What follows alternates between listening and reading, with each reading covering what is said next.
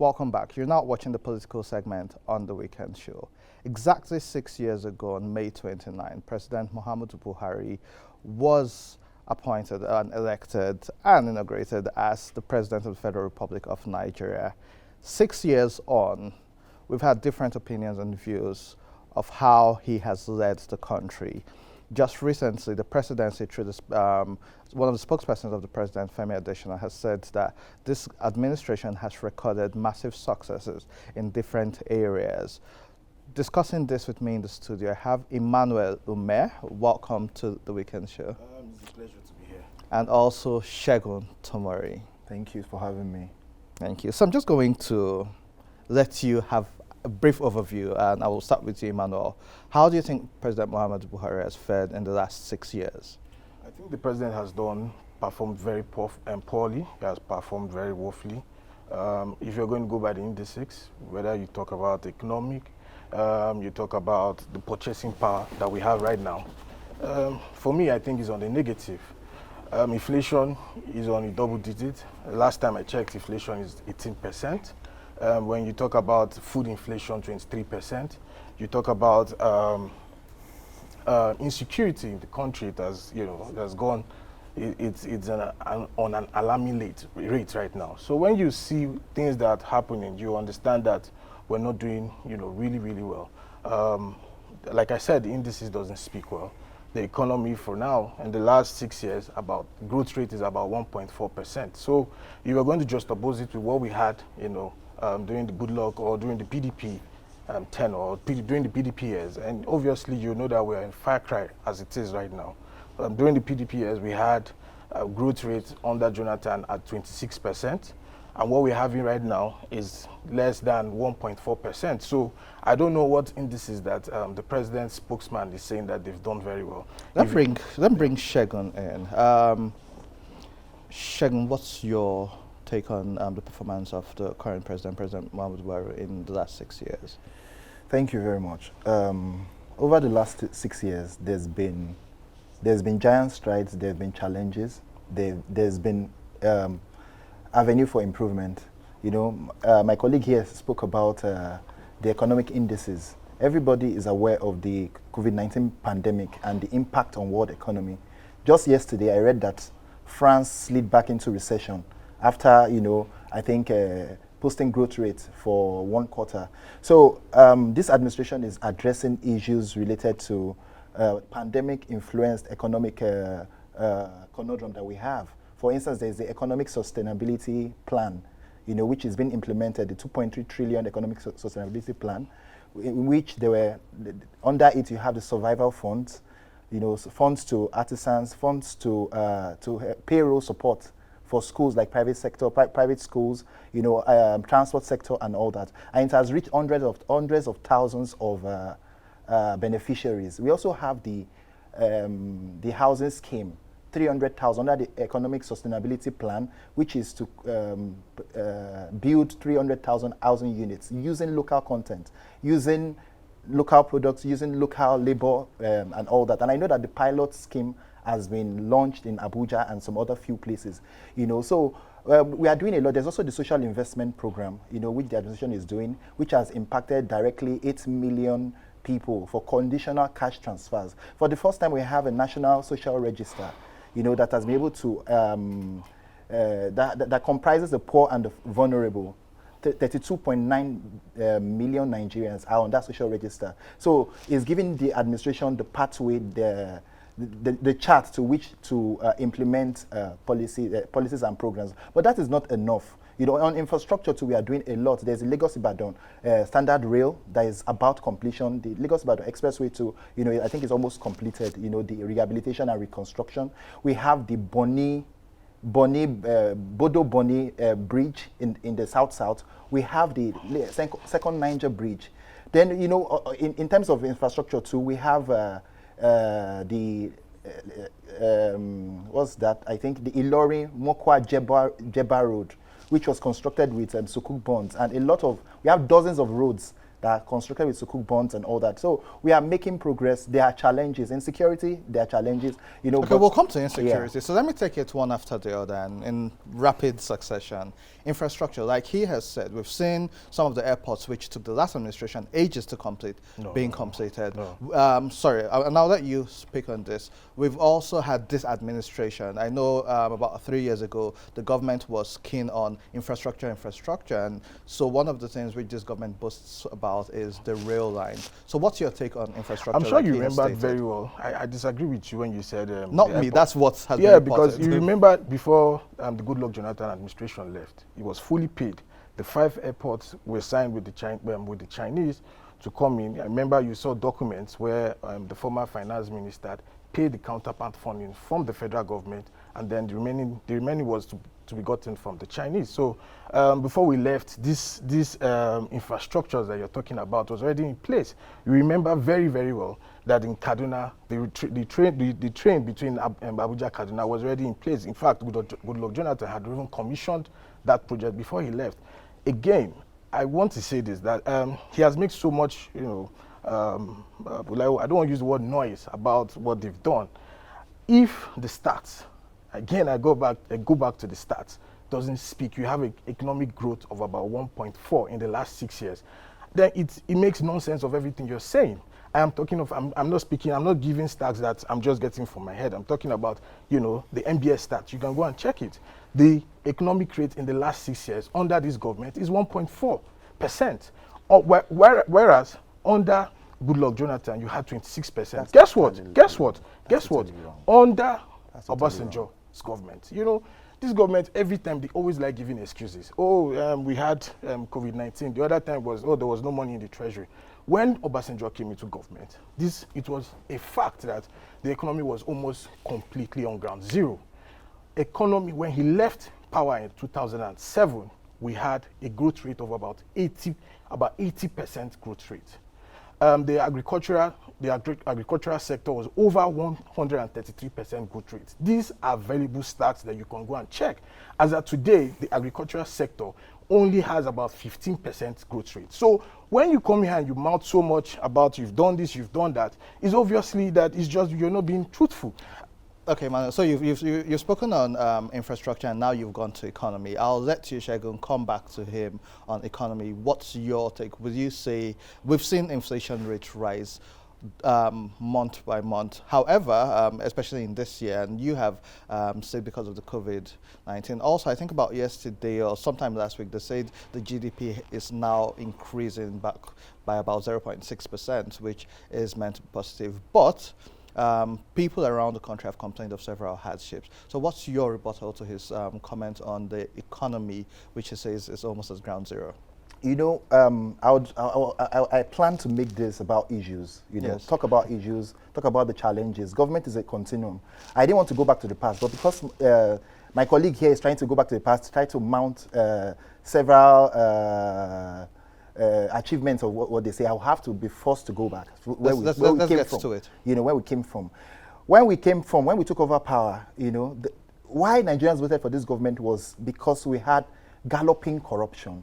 It has been stated that at least $32 billion, you know, was filtered away under the past administration. It is also a fact in this country that when we took over power, there were bailout support for states that couldn't pay salaries. Nigerians should not forget that. At least about 26 states. So if he spent in economic utopia under the past administration, we should not meet that kind of situation when we took over power. We entered recession basically because of the profligacy of the past administration. And we got out of before COVID-19, and we got out of recession. We were growing at about 2.something% before the COVID-19 pandemic. So he was saying that over the past 6 years, it has been 1.4, 1.4. No, that's not true. We were growing at over 2.something%, 2.1% thereabout before the COVID-19 came and caused a lot of destructions, not only in Nigeria, but across the country. I'm not trying to defend the administration. There are areas of improvement. I agree that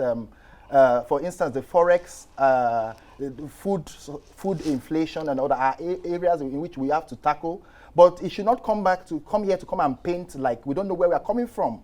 We know where we are coming from. For instance, you know, apart from apart from the infrastructure, what we're doing in infrastructure, we have seen a lot of initiatives. For instance, the energizing economies initiative of the administration, energizing economies and energizing the education, in which we are providing 24-hour power supply, solar power supply to federal universities. For now, 4 universities are benefit. I think Kano, there's Ebonyi, there's Delta, and one other state, I can't remember, and it's going to go to the 39 federal universities or 43 federal universities now. They're going to have uninterrupted power supply. Those are interventions. In markets too, there are off-grid interventions for market. They call it energizing economies. That's energizing economies, yeah. Energizing education for okay, so before we go to electricity, sorry, one second. Just 1 second. Okay, I'll let you finish. Emmanuel, give him a second. So we are doing that. There's also under the economic sustainability plan, there's also the 5 million solar intervention for solar homes. 5 million homes will be reached for solar interventions. For solar homes will be powered, across rural areas and all that. So those are what we are doing. There are challenges, but we are responding to challenges as they come. Okay, Emmanuel, I'll let you respond. Hold on, I'll let you respond. But I want us to deal with this based on issues. Now, you've gone from the economy also to things like energy, but let's go back a bit to economy. In the last year, you mentioned education and what you are doing with solar. Last year, Nigerian universities, students were out of school and lost 2 semesters as a result of industrial actions. The judiciary has been on a standstill for a while. The healthcare services and practitioners have also been on strike. And this has been, say, within the last 2 years. And as a result of this, we've also had an increasing rate of unemployment, which I've seen gone from about 17% to about 28% right now.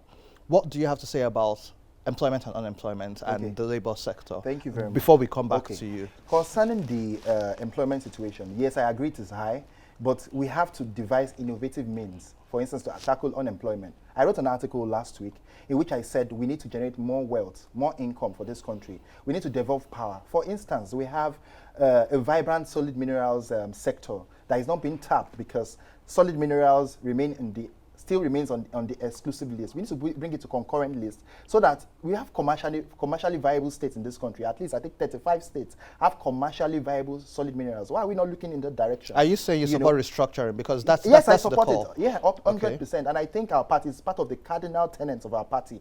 Because there was the El Rufai Committee on True Federalism, and that's part of what they submitted in 2018. We need to give verve to that. If we have, for instance, we do that. We remove solid minerals from the exclusive to the concurrent list.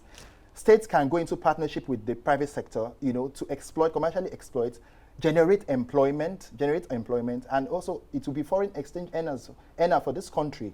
So aside from that too, we need to create the enabling environment for investments to thrive, and that's why security comes into play. So aside from overhauling security architecture, I support state police. I feel that. So we'll come to that. Yes. Emmanuel, I'm going to bring you in. I hope you give me enough time. Yes, I will. We've seen some businesses shut down and some leave the country because of not having the enabling environment, like you have said. And I spoke about unemployment. Now, what's your feedback on this government's track record on employment and the labor sector in the last 6 years? So I'll start by debunking certain, issues he has raised. To start with, when he mentioned corruption, I'm sure that in the last 6 years, this is the worst we've ever had. Just few days ago, the Attorney General was accused. Please. The Attorney General was accused by the the House of Reps. I think a committee under the House of Reps of siphoning certain monies, that was recovered. The NPA has been suspended because of corruption allegation. The minister of Transport has been accused of corruption. NIMASA, the current DG of NIMASA, has been accused of about 1.2 trillion of in terms of corruption. The NIA till today, the NIA boss hasn't been paraded or hasn't been taken to court on issues of money recovered from his home. The grass cutter case, obviously, we're not even hearing anything again about it. But I understand that's in court. Of course, we're not hearing anything about it. I can go on and on and on about corruption cases. Again, let me go back to when he was talking about education. Under this government, the stats I'm giving here are they're very, very, very, very. You can go and verify what I'm saying. It's under NBS. Under education, under Goodluck Jonathan, you had a stats that read about 81% in terms of educational performance. Under this government, you're having minus 15% under education. It's funny because you're talking about you have over 500 schools closed in the north, closed down, primary and secondary schools closed down in the north because of insecurity. So when he comes here and he starts mouthing so much about, what they've done in education, I just laugh. Just a few days ago, the minister, I've forgotten the portfolio that she's holding right now, decided that they were going to embark on a corruption-wide, that's the height of it, buying 40 million reflectors for kids. Now, the question I want to ask is, are these kids going to school by 8 p.m. in the night or 7 p.m. in the night that you're going to buy 40 million reflectors for students or pupils around, the country? So when they come around and they mention so much talk, this is just on the realms of, just to mouth these things. Nothing is being done, no visible, tangible results is being done or is being gotten in any of the sectors today in the country. So when he mentions so much about education, I don't believe. Unemployment. Unemployment, we have a 33.3% rate of unemployment, right? We have over 60 million people, without jobs in the country. Now, for me, it's obvious, it's evident that the government has failed, because when you have this high rate of unemployment, you're not doing anything visibly to reduce the high rate of unemployment. Instead, we're borrowing more money, jeopardizing the futures of my children and my unborn children.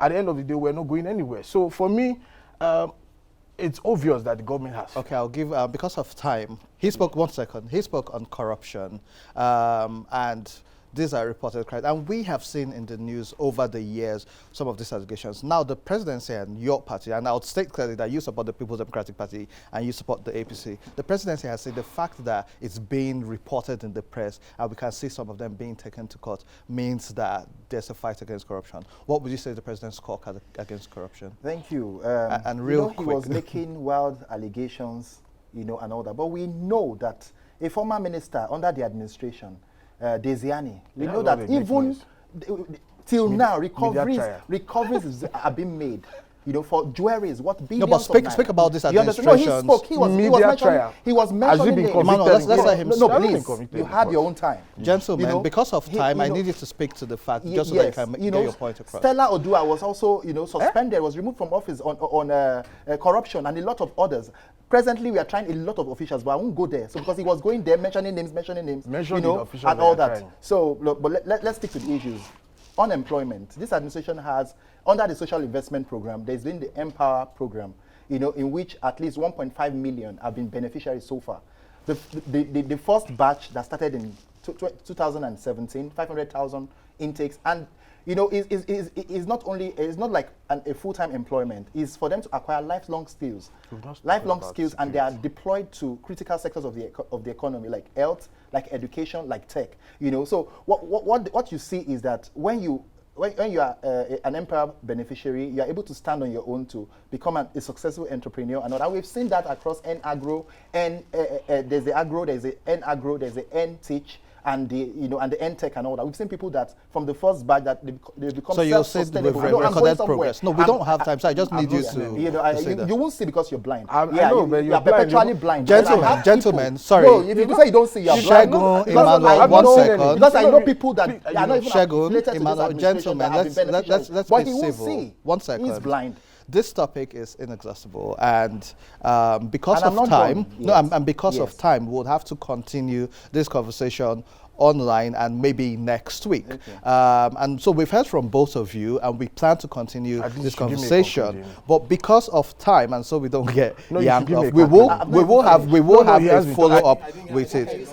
Gentlemen, to our viewers at home, we will be continuing this conversation online and in subsequent weeks, but you can watch this on DSTV networks. You can also follow us on social media at The Weekend Show NG on Twitter, Facebook, and Instagram. My name is Andy Madaki. You can follow me on Facebook, Instagram, and Twitter at Andy Madaki. We will be coming back to you with more of this next week. For now, this is where we end today's show. We'll see you next week. Stay home, stay safe, and COVID-19 is still out there. Have a blessed week.